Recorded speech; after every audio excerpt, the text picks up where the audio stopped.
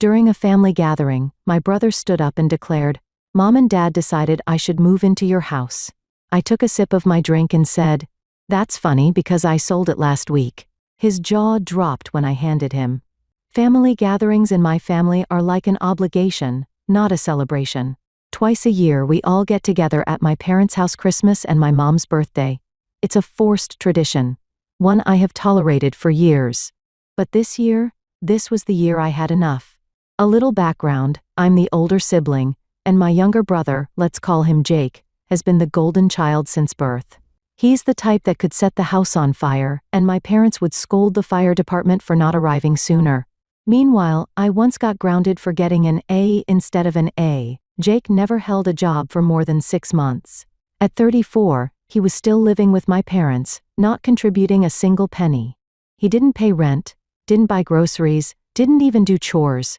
My parents babied him, and I was the one they constantly leaned on, whether it was borrowing money, fixing things around their house, or playing therapist whenever Jake got dumped by his latest girlfriend. But this year, this year was different. A few months before this family gathering, I had a realization. I was done. Done being their safety net. Done being the fallback plan for their golden boy. So, I made some moves. One of those moves? Selling my house. The gathering from hell. I arrived at the family gathering already knowing something was up. My mom was practically glowing, and Jake had this smug grin like he had just won the lottery. Halfway through dinner, my dad cleared his throat, nudging Jake. My gut told me I wasn't going to like what came next. Jake stood up, raised his glass, and with a huge smile on his face, announced, "So, Mom and Dad decided I should move into your house." Silence. I stared at him. Fork halfway to my mouth. My mom clapped her hands together. "Yes. Since you're always traveling for work, it makes sense for Jake to live there, instead of wasting money on rent. Now, let me be clear. They never asked me. Never mentioned it. Never even hinted at it. Just decided amongst themselves that my house was now Jake's new bachelor pad." I calmly set my fork down, reached for my wine, took a sip.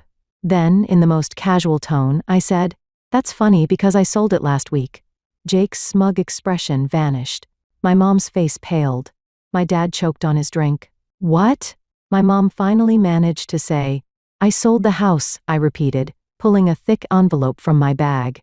I slid it across the table toward Jake. "And since I knew you'd try to pull something like this, I even brought proof. That's the finalized sale contract." Jake ripped the envelope open, eyes scanning the document in horror.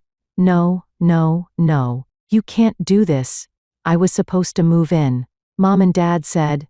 "Mom and Dad don't own my house," I said, now turning my attention to my parents. "And neither do you." Meltdown ensues. My mom immediately started crying. "How could you do this? Your brother needs a place to live." I shrugged. "He's 34. He can figure it out." Jake slammed the papers down. "You can just buy another place. Let me move in until then." I left. Like, genuinely left. "You expect me to just buy another house because you need a place to crash? Do you hear yourself?" But, nope. I stood up. Not my problem. That's when my dad, who had been silent until now, finally spoke. "This was selfish, my name. You know your brother isn't as successful as you." "I know," I said, grabbing my coat. "But that's because he's never had to be, because you two keep enabling him." And with that, I walked out. The fallout the next few weeks were glorious. Jake had an absolute meltdown. He actually went to the house and knocked on the door only to find a lovely retired couple living there. He screamed at them about his house and got himself escorted off the property. My parents called me demanding I fix it. I blocked them.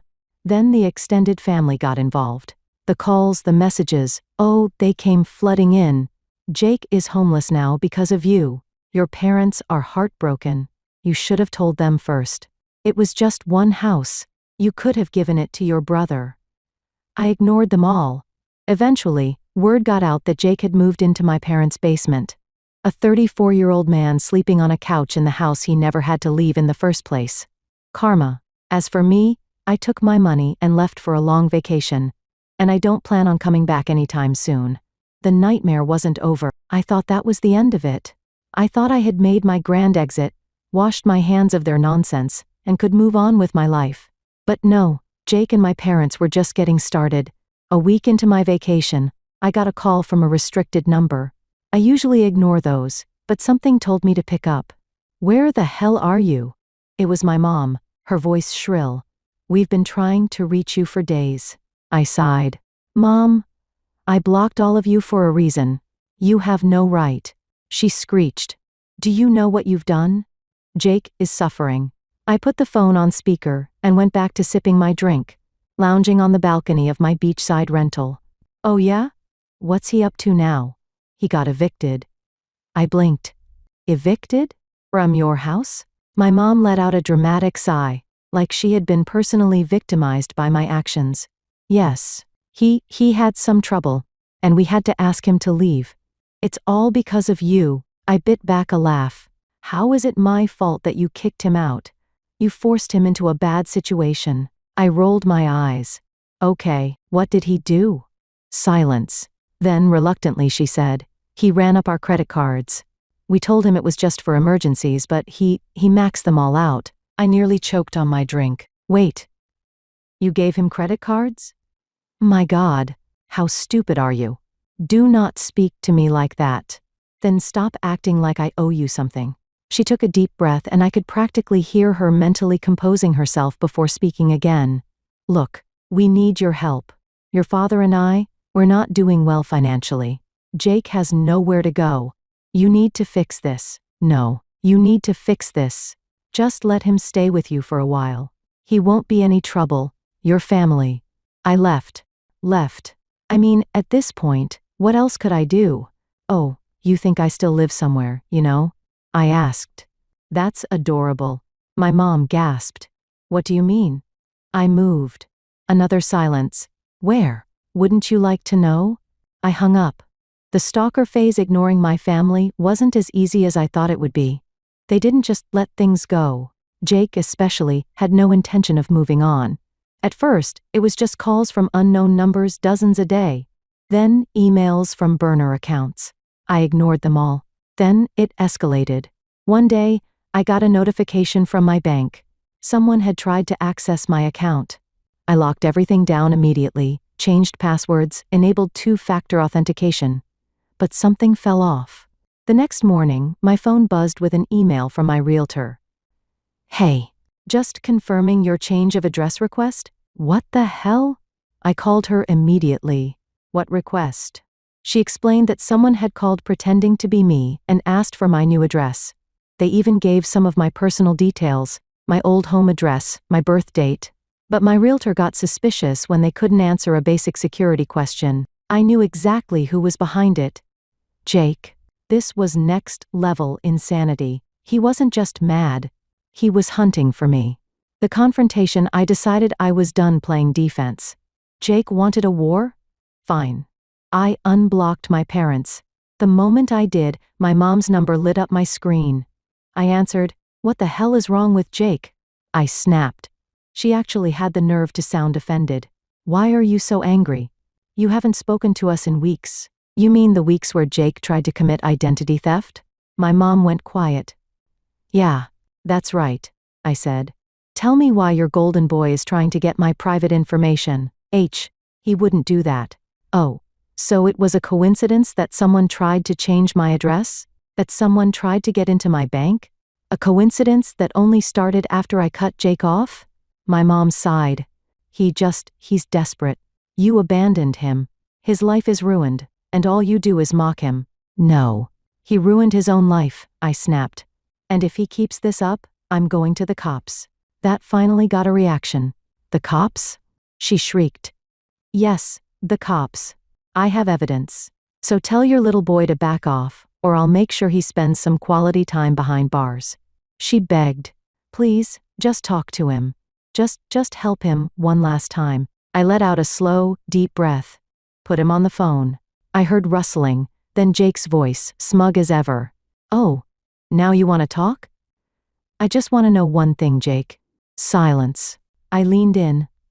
"What was your plan? If you got my address, were you going to show up? Demand I hand over my new place?" He didn't answer. "You seriously thought I wouldn't fight back?"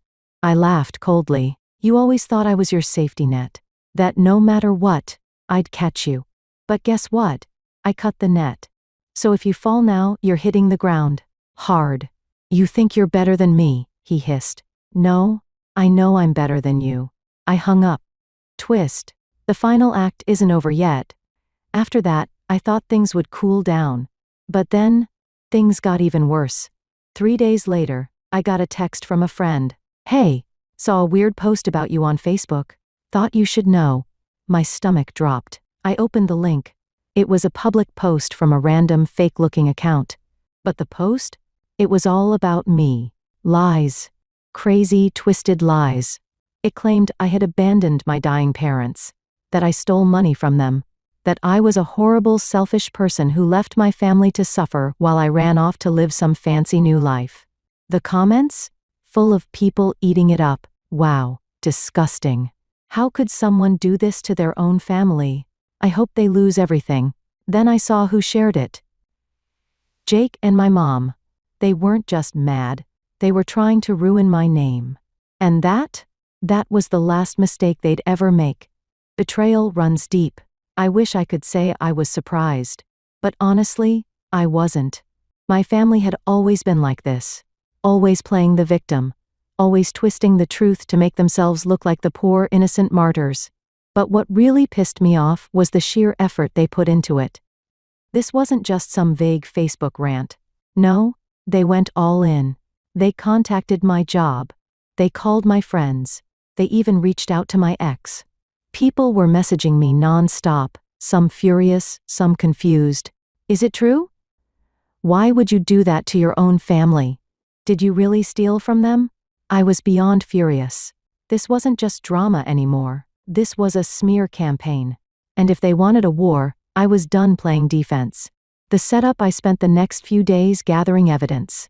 Screenshots of Jake's attempted identity theft. The messages he had sent harassing me for money.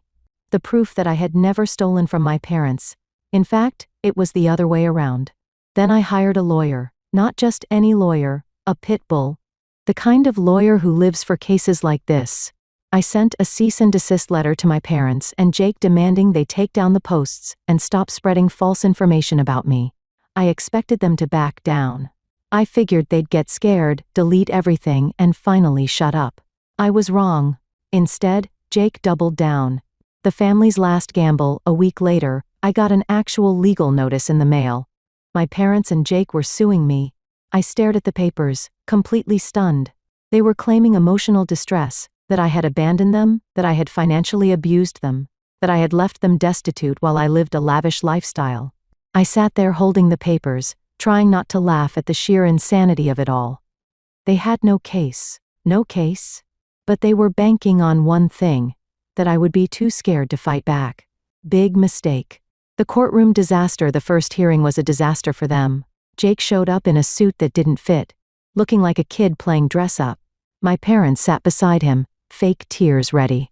Their lawyer was some budget, bottom-of-the-barrel guy who clearly took their case just for the check. My lawyer tore them apart. We presented financial records proving I had never stolen a cent. Screenshots of Jake harassing me for money. Proof of the identity theft attempt. The judge took one look at the mess in front of them and basically said, "Are you kidding me?" The case was thrown out. Jake lost it. "This isn't fair." He screamed in the courtroom. He, she, whatever ruined my life. The judge glared. "Sir, if you don't calm down, you'll be held in contempt." And just like that, my family's big revenge plan blew up in their faces, but I wasn't done. The final blow. The next day, I sued them back. For defamation, for emotional distress, for harassment. Jake didn't take it seriously. He laughed at the lawsuit, convinced I was bluffing until the court ruled in my favor. I won a 5-figure settlement. And since my parents had co-signed Jake's debts, guess what? They had to pay up. My mom begged me not to enforce the judgment. "I'm your mother," she sobbed. "Please don't do this. You should have thought about that before you helped Jake try to destroy my life." She screamed at me, called me heartless, but I didn't care. I made sure that every single penny got collected. Jake? Broke. My parents? Financially wrecked. And me? I took my money and never looked back. But then, One last twist. Months later, I got an email from Jake. The subject line? You win. But you should know something. I almost didn't open it, but curiosity got the better of me. The email was short. Mom and Dad lied to me too. They told me they had set up an inheritance for me, that if I waited, I'd be taken care of. They never saved a dime. I was supposed to get the house, your house. That's why they pushed me to move in. Because they needed you to keep it so I'd have something. I stared at the screen, my heart pounding. Then came the kicker. They're in deep debt, not just from the lawsuit. They owe people money, bad people.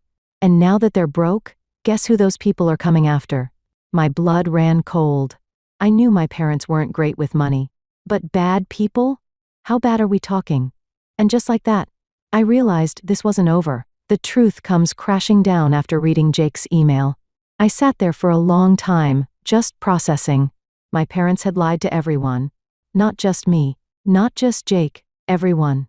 They weren't just bad with money. They weren't just entitled. They were in deep with the wrong people. And now, those people were looking for payment. And if my parents didn't have the money, someone was going to get hurt. I had two choices. Walk away. Let them deal with their own mess. Find out just how bad this really was. Against my better judgment, I decided to find out. Digging up the dirt, it didn't take long to get answers. A few calls to old contacts, a few records pulled, and the truth hit me like a train. My parents owed over $100,000. Not just to banks, not just to credit card companies, to loan sharks. And Jake? Turns out, he wasn't the only screw-up. My dad had a gambling problem. My mom had been covering for him for years. When their money ran out, they started borrowing. When their borrowing wasn't enough, they made promises they couldn't keep. And when I sold my house, that was the last safety net they thought they had. Now with nothing left, someone was coming to collect. Jake's desperate plea 2 days later, Jake showed up at my door. I don't even know how he found me, but there he was, disheveled, desperate, scared. He looked nothing like the smug jerk I had grown up with. I need your help, he said. I crossed my arms. Why would I do that? His hands were shaking. Because if you don't, someone's going to die. For the first time in my life, I saw real fear in Jake's eyes. They came to the house, he whispered. Mom and Dad thought they could talk their way out of it. They were wrong. What happened? I asked, my stomach twisting. Jake swallowed hard. They trashed the place. Took everything valuable. Left a warning. What kind of warning? Jake pulled up his sleeve. There on his forearm was a deep, fresh bruise.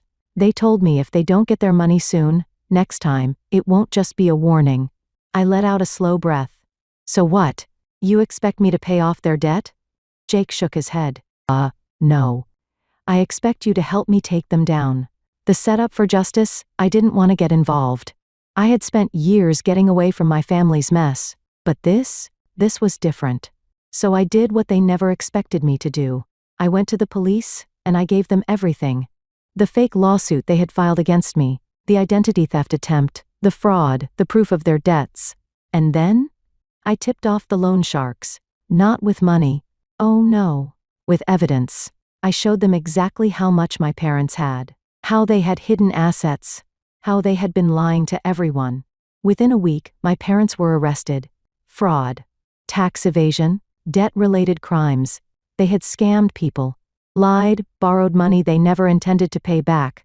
And now they were going to prison. And Jake? Jake had a choice to make. He could keep running, or he could finally grow up. For the first time in his life, he did the right thing. He testified against our parents, told the court everything, helped the police track every scam, every lie, every debt.